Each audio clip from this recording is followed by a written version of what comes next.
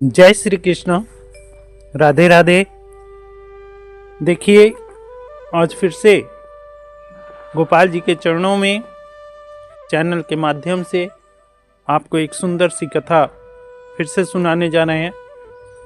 देखिए, जीवन में हमें कुछ ऐसी बातें हैं कि जो विशेष ध्यान में रखना चाहिए।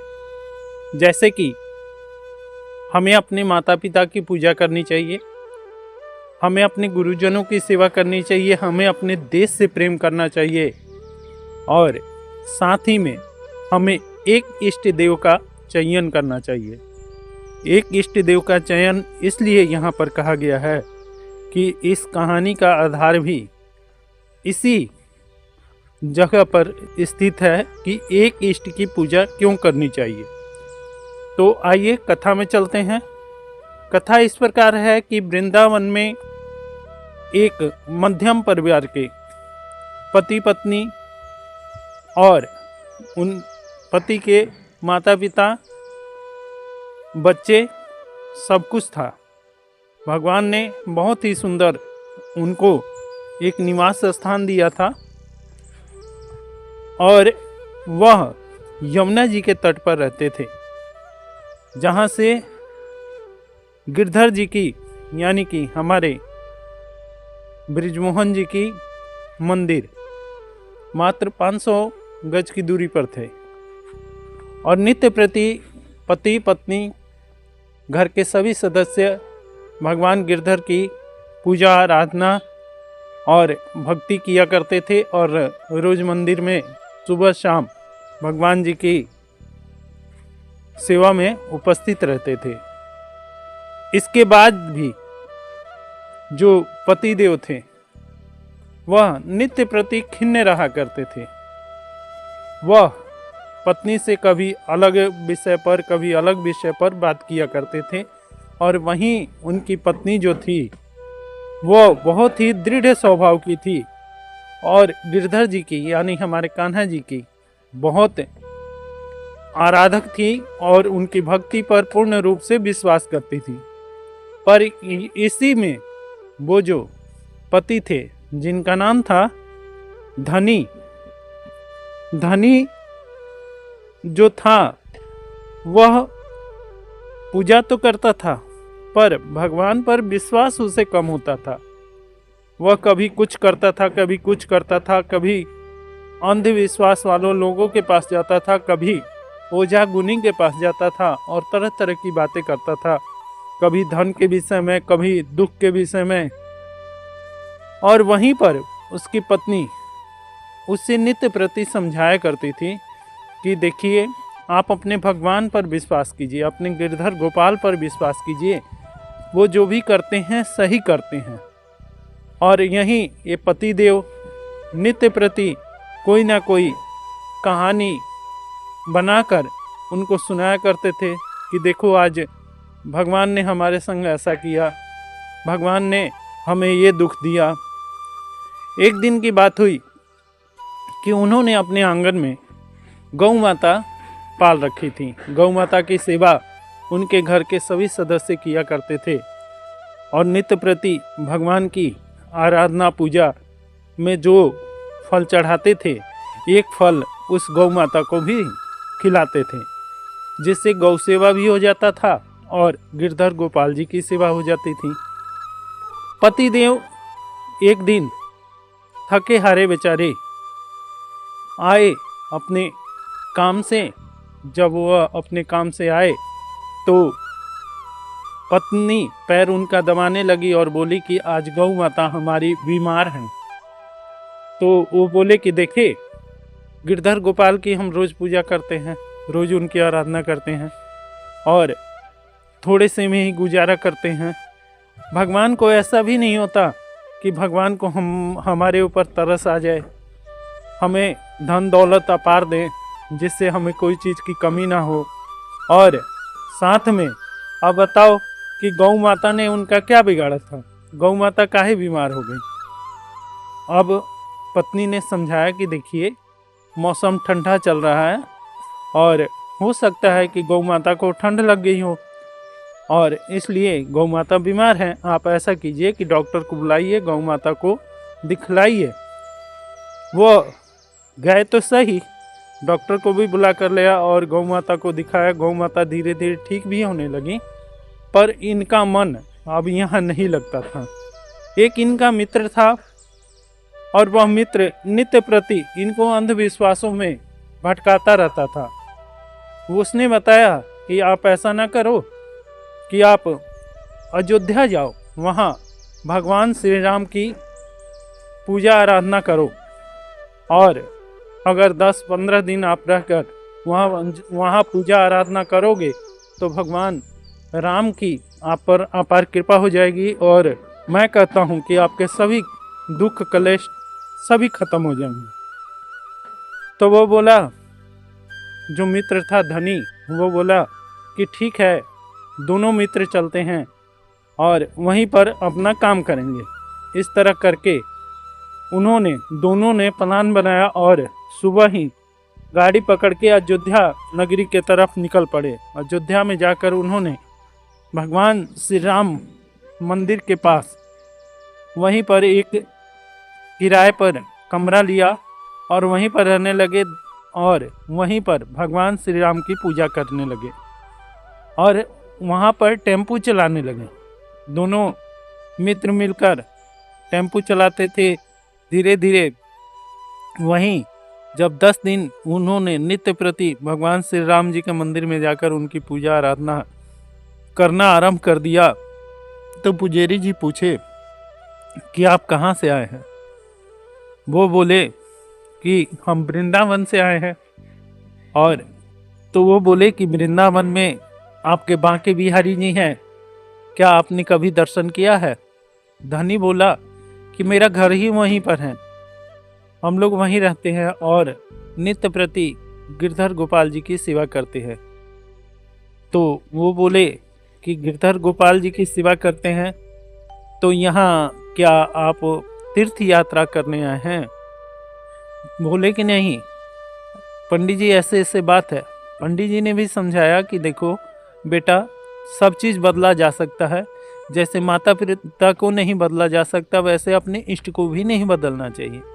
केवल आप एक इष्ट की पूजा कीजिए। पर उन दोनों मित्रों को बहुत बुरा लगा और उन्होंने फिर वहाँ पर धनी कुछ बीमार पड़ गया। जब बीमार पड़ गया तब उसके मित्र ने कहा कि देखे, यहाँ भी कोई लाभ नहीं हुआ, ऐसा करते हैं कि हम काशीपुरी चलते हैं। वहाँ पर कोई कहता है कि वहाँ पर भगवान शिव की जो आराधना करता है उसके सभी दुख कलेश भगवान काट देते हैं। लो जी, अब वहाँ से वह अपना बोरिया बिस्तरा उठाए और जाकर वहाँ काशीपुरी में भगवान शिव के जो विश्वनाथ जी का मंदिर है, विश्वनाथ जी के मंदिर के नज़दीक ही उन्होंने रूम ले लिया किराए पर और वहीं रहने लगे और भगवान शिव की नित्य प्रति विश्वनाथ जी की पूजा आराधना करने लगे। गंगा जी में जाते, स्नान करते, गंगा जी की पूजा अर्चना करते और फिर उसी गंगा जल से भगवान शिव की, विश्वनाथ जी की रोज़ पूजा आराधना करने लगे, व्रत त्यौहार करने लगे। इस तरह काफ़ी दिन व्यतीत हो गया और उसके बाद उन्होंने वहाँ भी एक दिन टेम्पू चलाते समय धनी राम का एक्सीडेंट हो गया, जिसके कारण अब वह कहने लगा कि अरे तुमने तो बोला था कि भगवान शिव की पूजा आराधना करेंगे तो भगवान शिव हमारे सभी दुख कलेश काट लेंगे। यहाँ मैं आया तो मेरा देखो कि मुझे एक्सीडेंट हो गया, अब मैं क्या करूँ। चोट लग गई थी, काफ़ी दिन वो अस्पताल में रहा। फिर उसका मित्र बोला कि नहीं नहीं, ऐसा नहीं है, आप ऐसा करो, मेरे साथ चलो वैष्णो देवी, जम्मू में हम वहाँ रहेंगे और कटरा में माता जी का रोज़ दर्शन करेंगे, माता जी का रोज़ पूजा आराधना करेंगे और वहाँ चल के उनकी सेवा भक्ति करेंगे। वो वहाँ से सीधे निकल पड़े वैष्णो देवी। जब वैष्णो देवी गए तो वहाँ कटरा में काफ़ी दिन रहे और वहाँ माता जी की पूजा आराधना करने लगे। इस तरह पूजा आराधना करते करते एक दिन धनीराम के स्वप्न में आया कि उसके माँ बाप और पत्नी काफ़ी ज़्यादा बीमार है। वह स्वप्न में से उठा और उठकर वह एकदम चौंक के बैठ गया। मित्र ने पूछा कि क्या बात है, तो बोला कि ऐसा है कि मेरे स्वप्न में आया कि मैंने देखा कि मेरी पत्नी, मेरे बच्चे और मेरे माता पिता सभी बीमार हैं।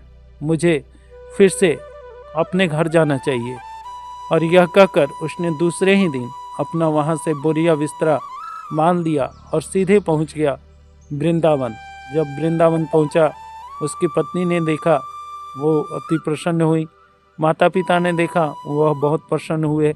बच्चों ने देखा, वो भी बहुत प्रसन्न हुए। और माता पिता ने पूछा कि बेटा धनी, तुम कहाँ कहाँ गए थे, क्यों गए थे? वो बोले कि ऐसी सी बात है पिताजी, मैं चाहता हूँ, मुझे ऐसा है कि मेरा कहीं मन ही नहीं लगता। बोले क्यों? तो कहते हैं कि जब मैं राम जी के मंदिर में गया अयोध्या, तो क्या देखा कि वहाँ पर भगवान श्री राम जी की मूर्ति मेरे को नहीं दिखाई दी। वहाँ वही गिरधर गोपाल जी की मूर्ति दिखाई दी जो हमारे बांके बिहारी मंदिर में है, और बांके बिहारी ही उस छवि में मेरे को दिखाई दिए। इसलिए मैं वहाँ से चला आया और मैं काशीपुरी में महादेव जी की पूजा करने लगा। और महादेव जी की पूजा मैंने 7 दिन किया। सोमवार के दिन मैंने व्रत रखा था और जाकर भगवान को दूध और बेलपत्र, भांग सब चीज़ लेकर मैं जब उनके शिवालय में गया, तो क्या देखा कि विश्वनाथ जी वहाँ नहीं थे, मेरे गिरधर गोपाल ही वहीं खड़े थे, बांके बिहारी जी। मैं देखकर हैरान हो गया कि विश्वनाथ जी के मंदिर में बांके बिहारी जी क्या कर रहे हैं। फिर मैंने वहाँ मेरे को ऐसे ऐसे बात हुआ, मेरा तबीयत खराब हो गया, जिसके कारण मैं वैष्णो देवी चला गया। और वैष्णो देवी में माता जी का मैंने पूजा अर्चना किया और एक दिन वैष्णो माता का यात्रा भी मैंने किया। और जब मैं वैष्णो देवी के मंदिर में गया तो वहाँ पर वो तीनों पिंडियों का मुझे दर्शन नहीं हुआ, वहाँ भी मुझे बांके बिहारी जी ही दिखाई दिए। अब मुझे यह नहीं पता लगता कि मेरे इष्ट बांके बिहारी जी केवल वृंदावन में हैं, तो वह तीनों जगह मुझे कैसे दिखाई दिए। इस पर उनकी पत्नी भी हंसने लगी और उनके माता पिता भी हंसने लगे। कहते हैं कि अरे भगवान तो एक ही है और तुम इष्ट देव अपने गिरधर को मानते हो, तो तुम्हें इष्ट देव अलग अलग कैसे दिखाई दें? कहते हैं नहीं, इससे मेरी पूर्ति नहीं हुई। दूसरे दिन पत्नी और पत्नी दोनों मिलकर गिरधर गोपाल जी की आरती का वेला था, उस समय जाकर उन्होंने भगवान की पूजा अर्चना किया और आरती में सम्मिलित हुए। जब आरती खत्म हो गया, सब कोई चला गया, कपाट बंद होने का टाइम आ गया, उसी टाइम पर उसकी पत्नी ने रोकर कहा कि हे प्रभु, हे गिरिराज जी, हे गिरधर गोपाल जी, मेरे पति की शंकाओं को आप निवारण कीजिए। क्या देखती है कि पति और पत्नी के सामने एक चमत्कार हुआ और उसी में से बांके बिहारी जी बांसुरी लेकर खड़े हो गए। बांके बिहारी जी जैसे उनको दिखाई दे रहे हैं और बोल रहे हैं कि अरे मूर्ख, जब जैसा जैसा मुझे अपना कर्म करना पड़ा, तैसा तैसा मैंने अवतार लिया। जब मुझे त्रिपुरासुर का नाश करना पड़ा तो मैं शिव बना। जब मुझे रावण का नाश करना पड़ा तब मैंने रावण का स्वरूप धारण किया। जब मुझे कंस का वध करना पड़ा तब मैं कृष्ण बनकर अवतार लिया। और जब शुंभ निशुंभ और वृतासुर का नाश करना पड़ा तब मैंने वैष्णो देवी का रूप धारण किया। और इस तरह करके जब मुझे जौन सा कार्य सौंपा गया इस धरा पर, तब मैं भगवान होकर भी और तरह तरह का रूप धारण करके अवतरित होकर उस कार्य को पूरा किया, क्योंकि ब्रह्मा जी ने जो राक्षसों को वरदान दिया था, उस राक्षस को वही वरदान के रूप में मुझे अवतरित होकर उनका वध करना पड़ा, क्योंकि धरा का मुझे रक्षा करना होता है। धर्म की रक्षा के लिए मैं तरह तरह का अवतार लेता हूँ। स्वरूप तो मेरा एक ही है। तब वह पूछा धनी कि महाराज, आप तरह तरह के अवतार क्यों लेते हैं? आप एक ही अवतार लेकर सभी का वध क्यों नहीं करते? तब उस पर धनी राम से भगवान बोले कि देखो बेटा, जैसे तुम इस घड़ी तुम एक पति हो, क्या तुम अपने माता पिता का स्वरूप धारण कर सकते हो? क्या तुम अपने पुत्रों का स्वरूप धारण कर सकते हो? क्या तुम अपनी सुबह जब तुम अपने काम पर जाते हो तो क्या अपनी पत्नी का रूप धारण करके सुबह का कार्य कर सकते हो? तो बोला कि प्रभु, एक आदमी कितने रूप धारण करके कौन कौन सा काम करेगा? तो कहते हैं कि बेटा, इसी तरह मैं भी अपने कार्य को पूरा संपन्न करने के लिए तरह तरह के अवतार लेता हूँ, तरह तरह के कार्य करता हूँ, पर हूँ मैं एक ही, क्योंकि मैं अजन्मा हूँ, अचिंतन हूँ, एक स्वरूप हूँ। और लोग मुझे कभी ईश्वर के रूप में, कभी अल्लाह के रूप में, कभी बाइबल के रूप में और तरह तरह के धर्म में परिवर्तित करके मुझे पूजते हैं, पर पाते एक ही को है। और इसलिए केवल हमें एक इष्ट की ही कल्पना करनी चाहिए, एक इष्ट की ही बाह पकड़नी चाहिए, और वो इष्ट हमें जन्म जन्मांतर के चक्कर से छुड़ाकर आज मुझ में विलीन कर देते हैं। मैं यही चाहता हूँ, और जो मुझे एक तरह से पूछता है उसको मैं अपनी पूर्ण भक्ति प्रदान करता हूँ। तो वो बोला धनी राम कि प्रभु, हमें दुख अपार क्यों होता है? तो वो बोले कि जैसे जैसे तुम कर्म करते हो वैसा वैसा तुम्हें फल मिलता है। अगर तुम गेहूँ बीज रहे हो और तुम्हें धान की उपज कहाँ से प्राप्त हो, चावल तुम्हें कहाँ से प्राप्त होगी? इस तरह जो तुम बोओगे वही तुम काटोगे। हर हर महादेव। जय श्री कृष्ण। राधे राधे।